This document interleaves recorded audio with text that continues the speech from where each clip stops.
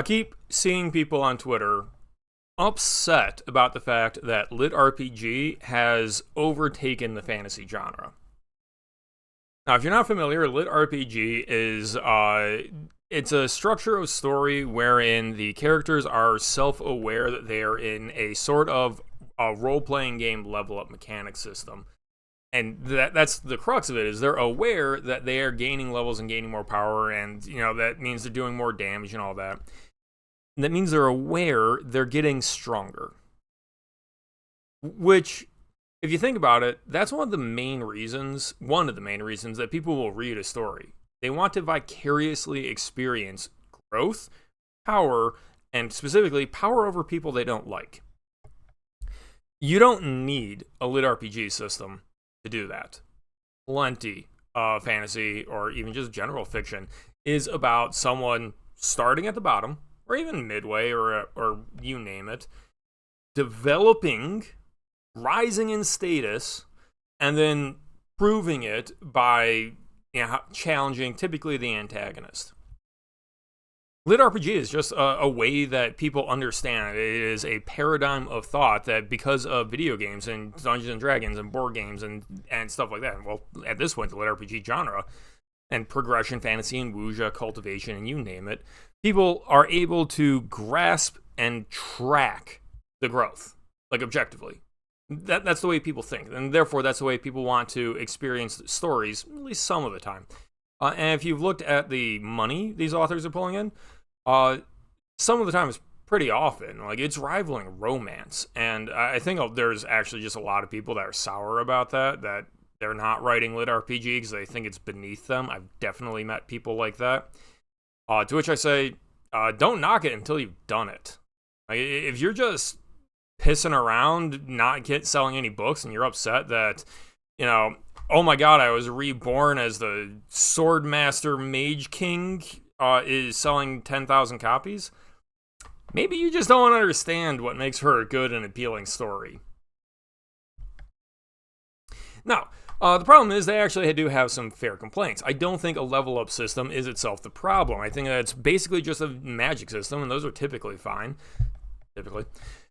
And the characters being aware that they're getting stronger is also not a problem. It's all fine. But sometimes, and it doesn't have to be in the lit RPG genre, you actually see what is the true problem that can get trotted out by people who are clever in this argument, which is when the author doesn't actually know how something works, and they substitute in how something works in video games, not realizing that they're using a contrivance for the mechanics of that medium.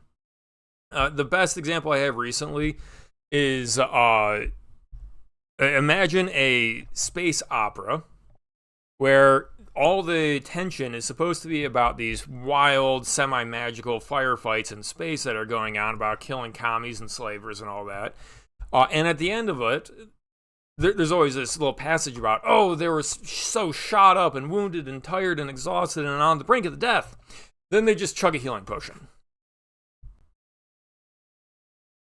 Because that's how it works in video games. Well, you cleared the encounter, get a full heal.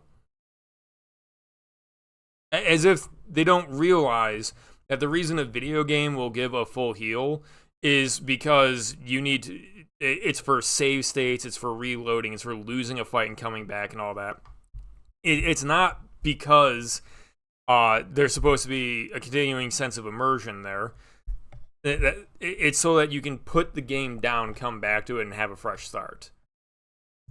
Arguably, you shouldn't, like, at this point, I think in a lot of ways, video games should get away from the full heal checkpoint, but people still, like, expect that. That's just, it's kind of locked into game design at this point in some ways. Full rest, come back at full hit points. That's just the way video games work.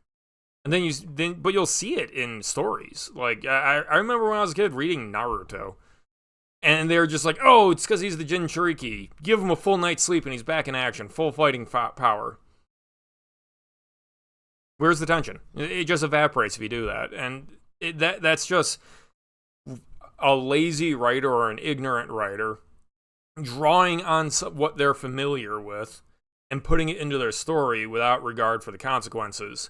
No, like imagine writing a heist where you unironically think a guard can show up to a triggered trap, not see anyone, and just shrug and walk away. How is the reader supposed to accept that? I don't. I was the reader. I was like, what the fuck did I just pay money for? I paid money for this book, and this is the story I'm seeing. This is the characters I'm supposed to care about.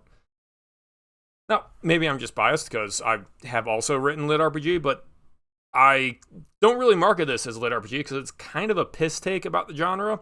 The characters are aware of the level up system. They don't care about it. They actually care. That's not how they measure status because they're all aware anyone can hit level 100. You just go hunt monsters for not even long, like a couple weeks, and you can hit level cap. What's that do for you? Not much. That's not how you really get money as an NPC in this, and money is where you get the status, because money is how you buy land, and that's everyone's problem who isn't like a human player going into this game world, is they can't keep their property. All the prices went crazy, and the players will only sell to other players.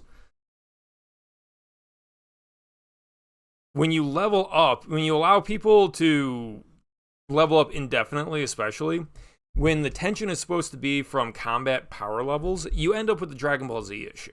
Where at this point, you know, Goku and Vegeta are in like the billions of power level or something because they're mucking around with a god of destruction. And even Yamcha is strong enough to sneeze on Namek's, you know, the original Frieza. Yamcha could sneeze on Frieza and kill him at this point. That's Yamcha. It just gets out of hand. And I think everyone making these complaints about LitRPG has had one story or another just crumble and fall apart because the author didn't know what to do with the fact of, oh, well, they're stronger now, which means all those threats at the beginning are irrelevant. How am I supposed to make this tense and exciting when the main character has objectively hit a certain level of power? Rising of the Shield Hero is probably the most criminal offender of this, where they literally had to reset his level because it had gotten to be such shit.